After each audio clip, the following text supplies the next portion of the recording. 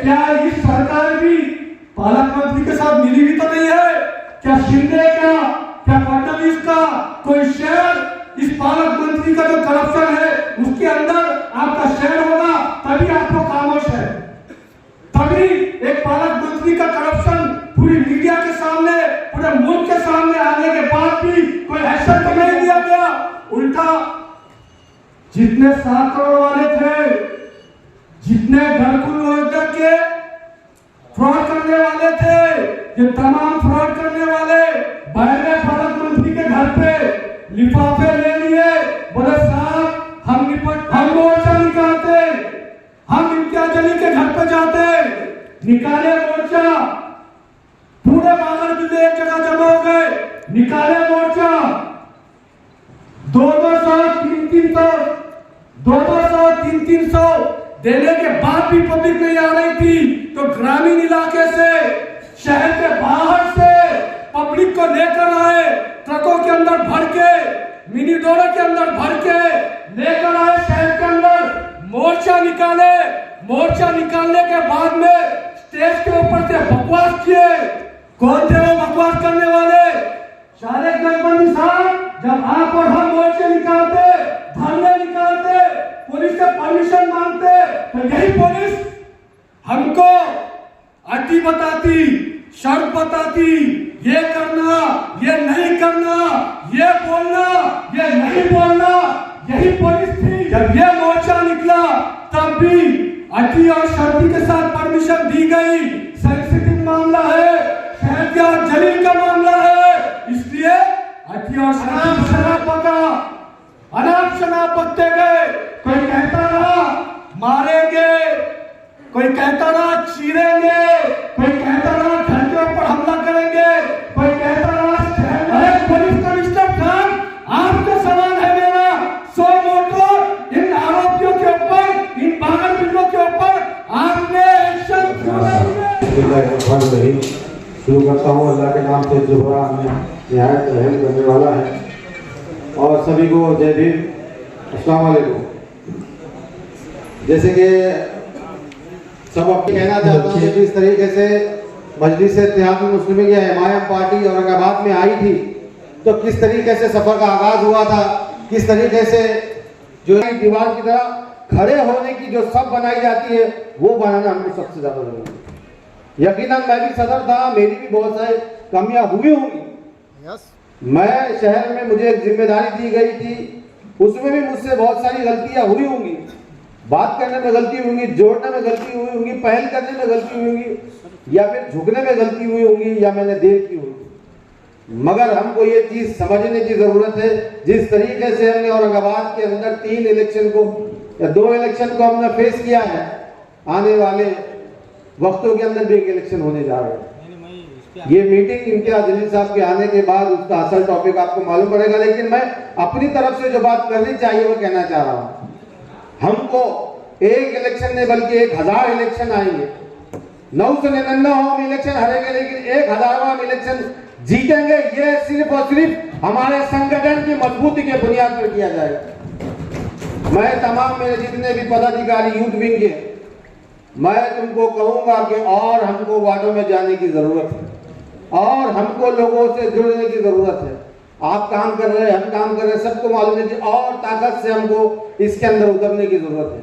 जिस तरीके से काका साहब ने बताया कि हमको कुछ संगठन से जुड़ने की जरूरत है, मैं कहता हूं कि शहर की तारीख के अंदर बौद्ध समाज और मुस्लिम समाज के इत्तेहाद को देखकर महाराष्ट्र में जो तहलका मचा था, वो तहलका पूरे महाराष्ट्र में मचाकर हमको हिंदुस्तान में तहलका मचाना था। मगर मुखालिफिन ने देखा कि इस इत्तेहाद की अगर धमक फिर से इलेक्शन में आएगी तो हम लोग कहीं के नहीं रहेंगे। हमारा अलायंस, ये 3 बंदरों का जो अलायंस है वो कहीं का नहीं होगा। एक इधर के पाले में है, एक इधर के पाले में है, तो उन्होंने एक साजिश को रचा। किस तरीके से इम्तियाज जलील साहब ने बड़े बड़े घोटालों को बाहर निकालने की कोशिश की, तो इन लोगों ने बौद्ध समाज और मुस्लिम समाज के बीच में तेढ़ निर्माण करने जैसी सिचुएशन को पैदा कर दिया।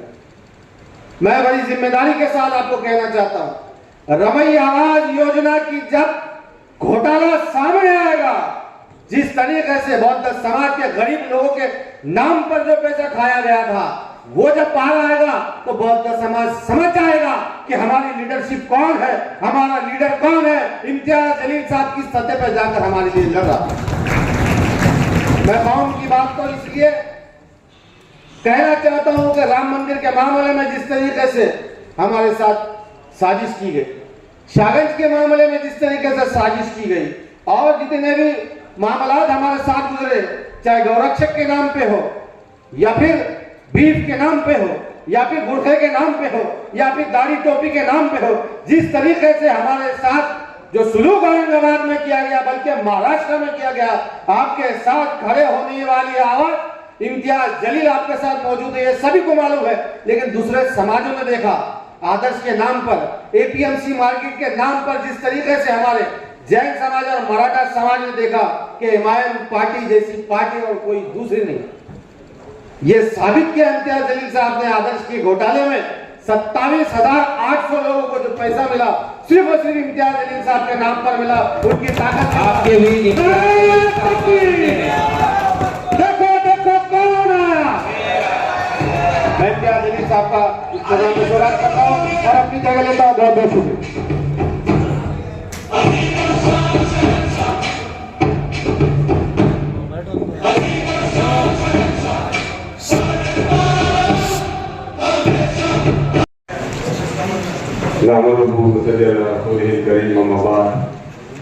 यहाँ स्टेज पर मौजूद सदर मोहतरम जनाब इम्तियाज जलील साहब, सीनियर कायद जनाब नासिर सिद्दीकी साहब, जनरल सेक्रेटरी जनाब समीर साजिद साहब, मुबारक फादर साहब और तमाम जिम्मेदारान मजलिस और मेरे तमाम साथियों, अस्सलाम वालेकुम रहमतुल्लाहि व बरकातहू। वैसे पोस्ट छोड़ के सनसनी पैदा करना और सुर्खियां बटोरना, इस मौके से बस मैं यही कहना चाहूँगा कि अपनी पिछली हारों को से कभी भी अपने हौसलों को कम मत कीजिए। मैं एक शेर कहना चाहूँगा हमारे अपने तमाम लोगों के लिए कि गिरते हैं शहसवार मैदान जंग में, गिरते हैं शहसवार मैदान जंग में, वो तिफल क्या गिरे जो घुटनों के बल चले। अब हम वो बच्चे नहीं रहे जो अपने घुटनों के बल चल चल के जो तो बार बार गिरते रहे। मैदान जंग में वही गिरते हैं जो घोड़ों पर सवारी करते हैं। और हम इंशाअल्लाह अपना ये सफर आगे भी जारी रखेंगे। इस मौके से मैं आप तमाम नौजवानों से एक दरखास्त करना चाहूंगा कि एक शख्स कि जिसने आपके और मेरे अंदर एक क़यादत की रूह फूकी, एक शख्स जिसने आपको और मुझको अपने हक मांग कर और अगर मांग कर ना मिले तो छीन कर हासिल करने की आदत डाली, एक वो शख्स कि जिसने बड़े बड़े अधिकारियों के सामने आपके अंदर ये हिम्मत पैदा कर दी कि आप बात कर सके, उसकी लाश रखना आने वाले दिनों में, जिसे हम और आप बैरिस्टर असदुद्दीन ओवैसी साहब के नाम से जानते हैं। मेरे नौजवान दोस्तों, बुजुर्गों, साल 2014 से पहले या साल 2014 में कामयाबी के बाद भी मुखालिफिन मजलिस एक ही ढिंढोरा पीटा करते थे कि कट्टरपंथियों की जमात है।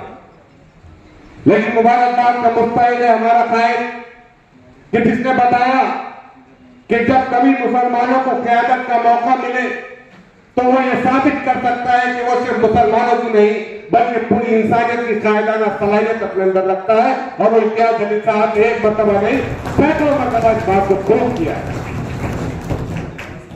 आपने हमेशा कोशिश की है कि समाज के दबे कुचले लोगों की आवाज उठाए।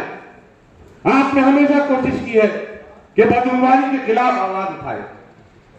इम्तियाज जलील साहब, इस मौके से मैं आपको मुबारकबाद देना चाहूंगा और बखुदा अपने अल्लाह को हाजिर नाजिर जानकर आपसे ये वादा करता हूं इंशाअल्लाह कि चूंकि मेरा सहाफती सफर 20-25 साल पुराना है, मैंने हमेशा देखा था कि मुसलमानों के कायदीन दूसरे अपने सियासी आकाओं के सामने हाथ बांधकर खड़े रहा करते थे। मैंने देखा था कि 2014 से पहले कैसे महानगर पालिका के एजेंडे पर कौन बात करेगा, क्या बात करेगा, ये तय होता था जाला रोड के ऑफिस में। लेकिन ये मजलिस इत्तेहादुल मुस्लिमीन है और ये आपकी क़यादत है कि जिसने हमारे नुमाइंदों को अपना हक छीनने के लिए महानगर पालिका में भी आवाज उठाने का मौका दिया। और आज हम उसका नतीजा देखते हैं कि कैसे हमारे इलाकों के अंदर तरक्याती काम हुए। बिलाशुबा हमसे गलतियां हुई है, खामियां हुई है। इस मजमुए में बैठा कोई शख्स ये दावा नहीं कर सकता है कि मैं मुकम्मल जात सिर्फ अल्लाह रब्बुल इज्जत की है मेरे भाइयों। इसलिए इस मौके पे ये पैगाम भी देना चाहता हूं कि मुझ में 10 खामियां नजर आए, आप में एक खामी नजर आए, मुझे और आपको सर जोड़ कर बैठने की जरूरत है। हम अपने मसाइल को सराहना ना उठा ले, हम अपने मसाइल को चंद टिकटॉकर का इस्तेमाल करके सरेआम अपनी ही पगड़ी को ना उठा ले। कम से कम उस कायद का ख्याल रखिए कि जो आपके और मेरे लिए हिंदुस्तान की गली गली भटक रहा है। इस बात का ख्याल रखिए क्या खूब होता कि इम्तियाज जलील साहब एक सहाफती जिंदगी गुजारते। मैं जानता हूं कि एक मल्टीनेशनल एक बड़े मीडिया हाउस में काम करने वाले एक ब्यूरो चीफ का क्या लाइफ स्टाइल होता है, लेकिन मुझे यह भी मालूम है कि आज इम्तियाज जलील साहब का 24 घंटे में से शायद ही 1 घंटा गुजरता होगा कि वो सुकून से बैठ सकते हैं। ये कोई प्लीज करने वाली बात नहीं है मेरे भाइयों। हर आधा घंटा नहीं गुजरता है, 1 घंटा नहीं गुजरता है तो पूरे महाराष्ट्र से कहीं से कोई भी गाड़ी आती है और सिर्फ एक रिक्वेस्ट करती है कि इम्तियाज साहब के साथ कम से कम एक फोटो ले लें। मेरी अपनी कोई हैसियत नहीं है, लेकिन जब तक मेरे पास अदालत की कुर्सी थी, आप यकीन जानिए कि कभी कभी जहन उब जाता है, दिमाग खराब होने लगता है कि क्या है, कितना टेंशन है, कितने कॉल्स आते हैं। तो मेरी तो कोई हैसियत नहीं है, लेकिन इम्तियाज जलील साहब है कि जिसने तमाम अपनी आराइश और आसाइश को कुर्बान करते हुए एक मजबूत लीडरशिप को खड़े करने का अपने अंदर अज़्म जाहिर किया। और आज इसका नतीजा है कि हमारे अपने अंदर से कई सारे नौजवानों के अंदर ये उमंग है, ये हौसला, ये वसवसा, ये हौसला अपने अंदर पैदा कर रहे हैं कि हम भी नुमाइंदगी करेंगे। नुमाइंदगी करने के बहुत सारे तकाजे होते हैं। सबसे बड़ी अगर कोई अपने अंदर सिफत पैदा करना है मुझको और आपको, तो अपने सीनों के अंदर इम्तियाज जलील साहब की तरह राजों को दफन करना सीखो। अगर इम्तियाज जलील साहब अपना मुंह खोलेंगे, ये मैं पार्टी पॉइंट ऑफ व्यू से आपके दरमियान बात रखना चाह रहा हूं, तो सब संजय सिंह साहब बनेंगे और सब एक दूसरे में जो है तो गलत पकड़ने की कोशिश करेंगे। ये कोई मामूली क्वालिटी नहीं है। अगर आपके दरमियान आपके पास किसी का कोई राज आता है, किसी की हुई कोई खामी और कोई कमजोरी आती है, तो उसकी के अपने कायद से कैसे अपने दिल के अंदर दफन करके रखता है। बहुत सारी क्वालिटीज हमें इम्तियाज जलील साहब से सीखने की जरूरत है। मैंने असद सिद्दीकी साहब को सलाम करना चाहता हूं कि इलेक्शन हारने के बाद बहुत सारे लोग वापस सड़कों पर नजर नहीं आते, लेकिन आज भी अल्हम्दुलिल्लाह हाजिर है। मैं सलाम करना चाहता हूं समीर सारिक साहब की खिदमत को, वो इसलिए कि एक शख्स जिसने कई सालों तक कोशिश की कि मुझे टिकट मिलेगा, लेकिन टिकट नहीं मिला, उसके बाद भी चेहरे पर बल नहीं आया। आज भी बल्कि पूरे महाराष्ट्र में आज कोना कोना घूमने के लिए तैयार। तो ये जो मिसालें हमारे सामने हैं, ये मिसालें तंजीम को मजबूत करती है, संगठन को मजबूत करती है।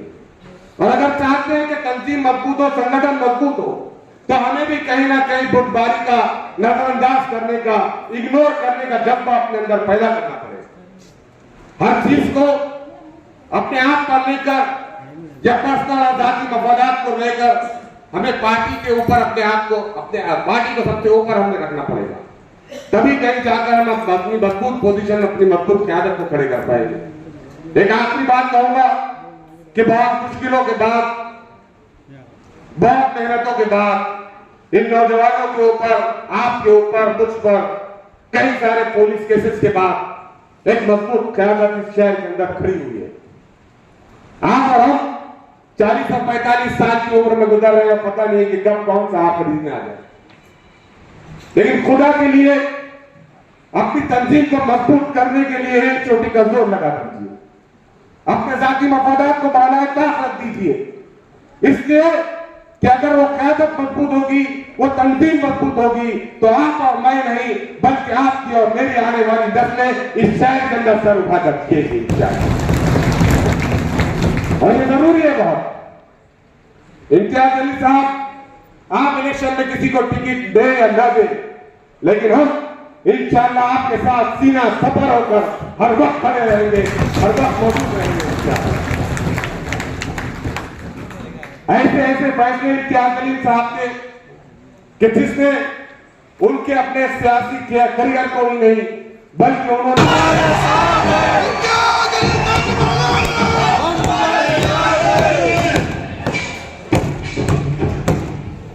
कोशिश कर रहे हैं, इसलिए कोशिश कर रहे हैं कि आने वाले वक्त के अंदर जेपी के इलेक्शंस, पंचायत समिति के इलेक्शंस, महानगर पालिका, नगर पालिका के इलेक्शंस इंशाअल्लाह इस बार मजलिस इत्तेहाद मुस्लिमीन पूरे महाराष्ट्र में ये तमाम इलेक्शन पूरी ताकत से लड़ेगी, न सिर्फ लड़ेगी बल्कि इंशाअल्लाह जीतेगी।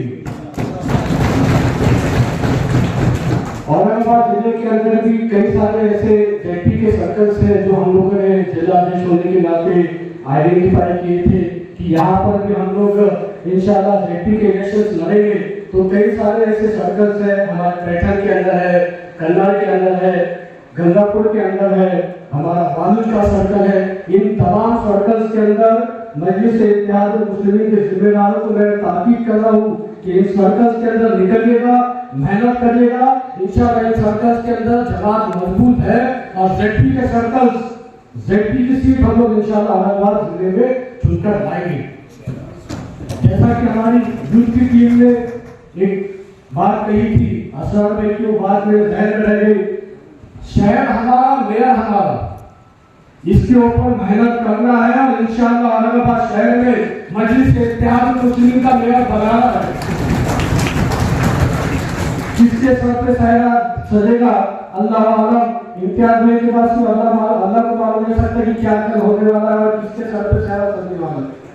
तो इम्तियाज की बात जैसे शादी में बोले कि इम्तियाज की बात कभी बाहर नहीं आती, क्या इम्तियाज कभी कुछ नहीं बोलते, इसका सबसे बड़ा एक्सपीरियंस दे है। मैं पकड़ करता हूँ मेरे कायद के ऊपर, इम्तियाज अली साहब के ऊपर, जिसकी क़यादत में मैं काम करता हूँ, जिसकी निगरानी में मैं कोशिशें करता हूँ। मेरा फख्र है इम्तियाज अली, मजलिस इत्तेहाद मुस्लिमीन का फख्र है इम्तियाज अली। एक पालक मंत्री है, एक महीना पहले तक ये हाल था कि नींद से उठते साहब ब्रश नहीं करते थे, सीधा कैमरे के सामने आके बैठ जाते थे। मगर पिछले एक आध महीने से साहब गायब है, दिख रहे नहीं। इम्तियाज अली साहब ने, इम्तियाज भाई ने एक प्रेस कॉन्फ्रेंस की थी। प्रेस कॉन्फ्रेंस के अंदर इम्तियाज भाई ने उस पालक मंत्री का किस तरीके का उसने करप्शन किया है, किस तरीके से उसने अपनी पोस्ट का दुरुपयोग किया है, ये साबित किया था पूरे पेपर के साथ। एमआईडीसी के अंदर ट्रक की पार्किंग की जगह किस तरीके से एक मंत्री ने अपने बेटे के नाम पर ट्रांसफर कर ली, इसका एक एक पुराना इम्तियाज अली साहब ने मीडिया के सामने रखा था और साबित किया था कि करप्शन है। करप्शन साबित करने के बाद में हमने उम्मीद करी कि महाराष्ट्र की हुकूमत न खाऊंगा न खाने दूंगा, कुछ एक्शन पालक मंत्री के ऊपर लेंगे, ये उम्मीद थी। कोई एक्शन नहीं लिया गया। उल्टा कुछ दिनों के बाद में मन्नत तक आते करते इम्तियाज फिर बैठे प्रेस कॉन्फ्रेंस में। अब प्रेस कॉन्फ्रेंस में क्या कहे, काका साहब एससी समाज की जो जगह है, एससी समाज के जो भाइयों को, हमारी बहनों को, बेवाओं को जो जगह गवर्नमेंट ने देनी चाहिए, मजदूरों को जो जगह मिलनी चाहिए, वो जगह संजय सिरसाट ने अपने बेटे के नाम पर ट्रांसफर कर दी। इसका भी पुरावा इम्तियाज अली साहब ने मीडिया के जरिए दिए। उम्मीद हम ये करें कि भाई अब तो गवर्नमेंट जागेगी, कोई एक्शन लेगी। कोई एक्शन गवर्नमेंट की तरफ से नहीं लिया गया। फडणवीस भी सोते रहे, अजीत पवार भी सोते रहे, शिंदे भी सोते रहे। लगा ये कि क्या इस सरकार भी पालक मंत्री के साथ मिली हुई तो नहीं है? क्या शिंदे का, क्या फडणवीस का कोई शेयर इस पालक मंत्री का जो करप्शन है उसके अंदर आपका शेयर होगा, तभी आपको खामोश है। तभी एक पालक मंत्री का करप्शन पूरी मीडिया के सामने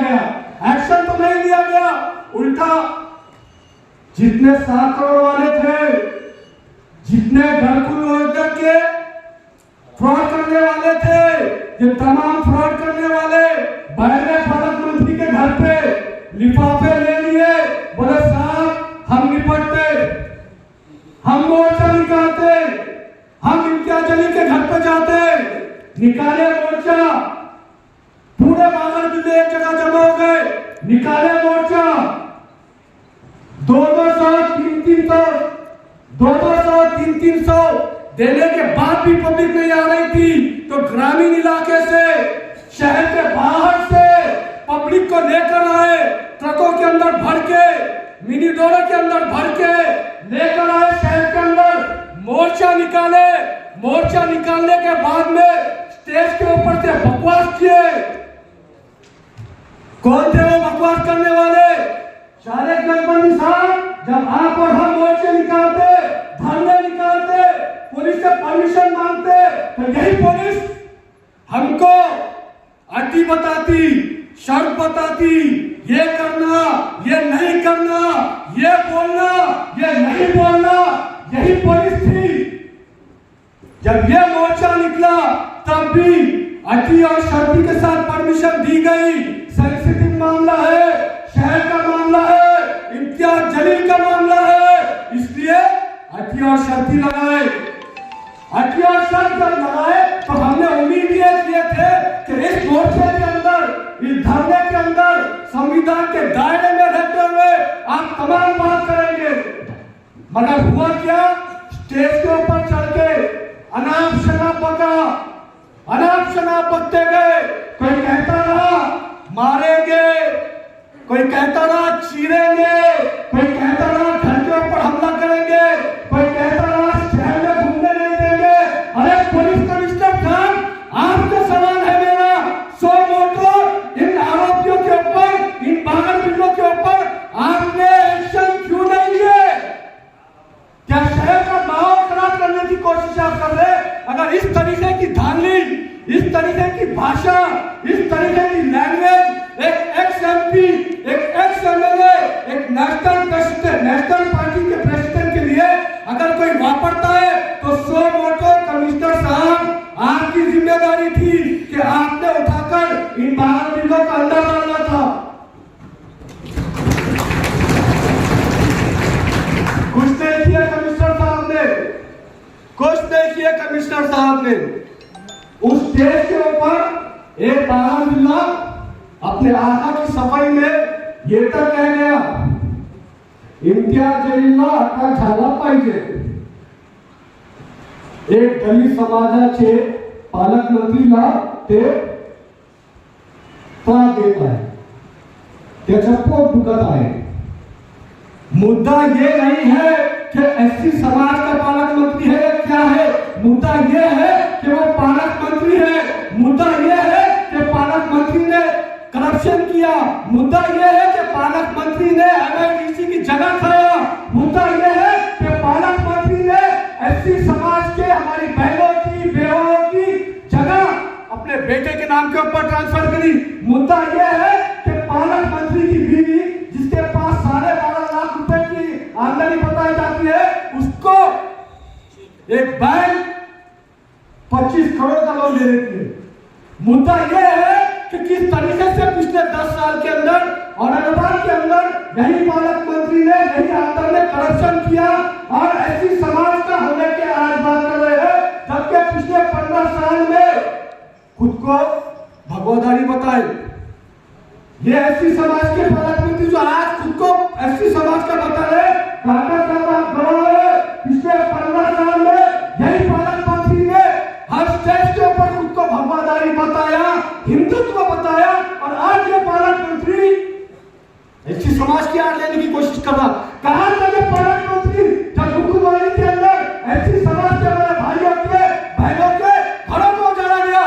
कहां था ये पालक मंत्री जब मुकुलवाड़ी के अंदर वो कमान जो ऐसी समाज का गौरव है, ऐसी समाज के सर का ताज है, जब वो कमान गिराई गई तब ये पालक मंत्री कहां था? कहां था ये पालक मंत्री जब कलेक्टर ऑफिस के सामने बैठी हमारी बहनें, हमारे भाई पिछले महीनों से धरने पर बैठे हैं?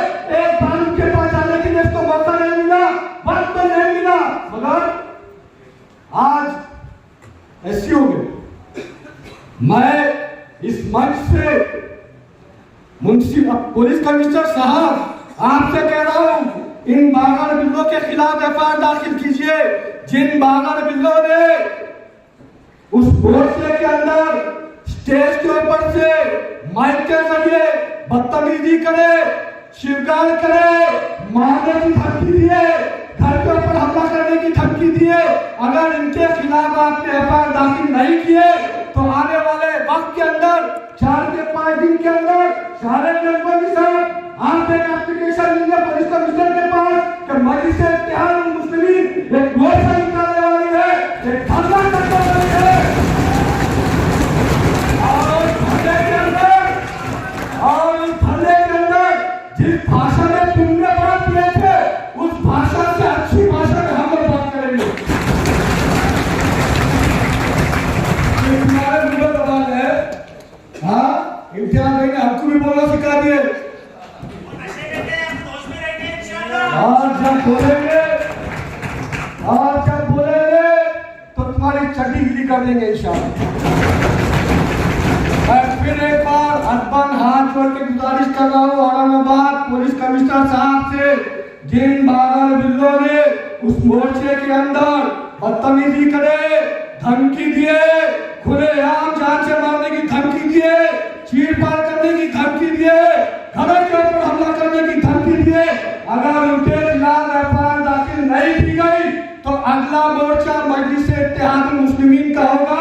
और हमारे मोर्चे में एक बार मोर्चा है तो पैसे देने की जरूरत नहीं पड़ती। हमारे अल्लाह पर कहने का परवाना थी, क्या थी? देखिए शक्ति कपूर का क्या? अरे छोटे मोटे की बात मत करो, अपनी बड़ी बात करो। आज इम्तियाज वाली बड़ी बात करो, तो छोटे मोटे के चक्कर में नहीं डालेगा। पारस मंत्री से भिड़ रहे बातचीत बात क्या करेंगे?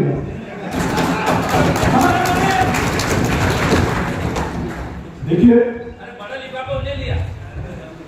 मैं कितने दिन पढ़ गया कुछ नहीं होता इससे। देखिए तमाम घरकुल योजना के फ्रॉड करने वालों से एक शेर में आपको आपकी बात बता देता हूँ। एक शेर में किसी ने बोला बहुत बकवास करे, एक शेर में आपका जवाब है, लगेगी आग तो आएंगे कई घर सब में, लगेगी आग तो आएंगे कई घर सब में। यहाँ पर सिर्फ हमारा मकान थोड़ी है।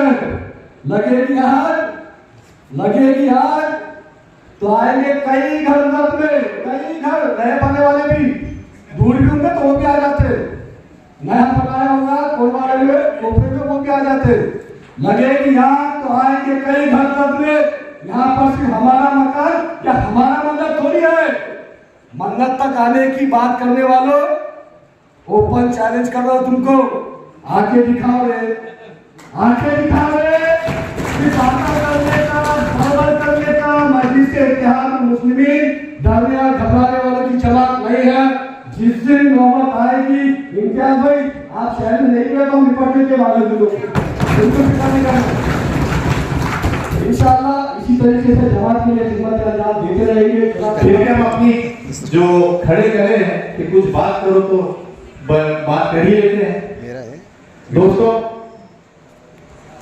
बात करने के लिए यही टॉपिक है कि आने वाला जो इलेक्शन है उसके ताल्लुक से कुछ बातें हो जाए, और जहां तक मैं अपने दिल की बात आपके सामने रखूंगा, हो सकता है किसी को नागवार गुजरे और किसी को अच्छी भी लगे। देखिए महानगर पालिका का इलेक्शन आ रहा है और बहुत सारी सियासी पार्टियां अपनी अपनी तैयारियों में लगी है। यकीनन इम्तियाज अली साहब के पास भी एक बहुत अच्छा लाहे अमल, उनके पास कुछ ना कुछ होगा, लेकिन जो ख्वाहिशमंद हजरात होते हैं, यकीनन मजलिस एक इतना बड़ा प्लेटफॉर्म बनाएगी किसी ने सोचा नहीं था। बैरिस्टर असदुद्दीन अवैसी साहब की यही सोच है कि लीडर हमारे बीच में से पैदा हो, हम किसी की लीडरशिप के पीछे ना खड़े रहे बल्कि हम लोग खुद लीडर बने। इसीलिए ये अंधा सा सिपाही जो कभी सियासत में था ही नहीं, इत्तेहाद-उल-मुस्लिमीन की वजह से अल्हम्दुलिल्लाह मैं न्याय लड़ा, भले शिकस्त हुई कोई बात नहीं, अल्लाह के फैसले। आज हर इंसान जो उम्मीदों से आता है, और मजलिस के अंदर ये बात हमेशा कही जाती है कि आप लोग सियासी पार्टी में अगर काम करना चाहते हैं, यकीनन ख्वाब देखें आप लोग कि कॉर्पोरेटर बनेंगे, एमपी बनेंगे, एमएलए बनेंगे, ये ख्वाब हर एक का होना चाहिए। लेकिन उसके लिए हम कितना वक्त देते हैं, ये सबसे ज्यादा अहम होता है। क्योंकि मैं देखता हूं बहुत सारे लोग पार्टी में आके तो अपनी कारकर्दगी पेश करते हैं, लेकिन ग्राउंड के ऊपर उनकी क्या एक्टिविटीज होती है, वो उम्मीद तो पालते हैं कि हम लोग जो है तो ये इलेक्शन लड़ेंगे, हम यहाँ पे ऐसा करना चाहिए, वैसा करना चाहिए। लेकिन आपको सियासत में जिस तरह शायद मैंने बताया कि बड़ी मुश्किल से इम्तियाज जलील साहब को 1 घंटा भी अपनी फैमिली के लिए मिलता होगा। यकीन जानिए उनके साथ में बैठे अगर सफर करें आपने, तो उनका मोबाइल जब वो ऐसा करते हैं तो पूरी लाल लाइन आती रहती है उसके ऊपर, कॉल ही कॉल करते हैं। कितना एक आदमी कितना कॉल उठाएगा? तो हम लोग भी जो है तो मेहनत करेंगे तो इम्तियाज जलील साहब तो नहीं बन सकते हैं, उनके 10% भी बन गए तो बहुत बड़ी बात है। हमको वक्त देना पड़ेगा सियासत के अंदर। देखिए कुछ लोग सिर्फ सोशल मीडिया के हीरो होते हैं, इतना बचते हैं कि आप बोलेंगे कि भाई इसके बाद लीडर तो दिख ही नहीं रहा है, और ग्राउंड पे जाएंगे तो एकदम फूस। तो आप लोगों से यही कहना है कि हम जो लोग ख्वाहिश पैदा करते हैं, अपने अंदर रखते हैं ख्वाहिश, वो अवाम के बीच में रहना चाहिए, और अवाम के लिए कितना लड़ सकते हैं प्रशासन से, वो वहां पर हमारे को ताकत बताना चाहिए, ना कि सोशल मीडिया के ऊपर। हमने बड़े बड़े इलेक्शन जो है तो बहुत कम वक्त में, पिछले 10 साल की हमारी उम्र है पार्टी की, हमारी मजलिस की, लेकिन देखिए जो 50 और 70 सालों से जो लोग पार्टी वाले काम कर रहे थे, उनको पछाड़ के हम लोग दूसरे नंबर पे आज पहुंचे। ये हमारे लिए बड़ी खबर की बात है। यकीनन ये पार्टी में हमारे खानदान के तौर पे बन गया है। हम एक दूसरे के हर वक्त जो है तो मदद के लिए खड़े होते हैं, न सिर्फ हमारी मदद के लिए बल्कि आवाम जब जहां से भी आवाज लगाती है, हमारे तमाम चाहे कॉर्पोरेटर्स हो, चाहे पदाधिकारी हो, चाहे हमारे कार्यकर्ता हो, मैं देखता हूँ बहुत सारे हमारे कार्यकर्ताओं के अंदर भी इतनी तड़प होती है कि वो लोग भी अपने इलाकों के जब काम लेकर आते हैं तो उनके अंदर एक तड़प होती है। तो इसी तड़प मैं समझता हूँ कि हर एक में पैदा होना चाहिए। पार्टी के अंदर हमारे कायदीन को हमने ये भरोसा दिलाना चाहिए कि एक इलाके से अगर 10 लोगों ने भी अगर टिकट मांगे, टिकट तो यकीनन एक ही को जाने वाला है, किसी एक को टिकट मिलेगा, तो हम 9 के 9 उसके साथ कंधे से कंधा मिलाकर जो है तो पार्टी का काम करेंगे।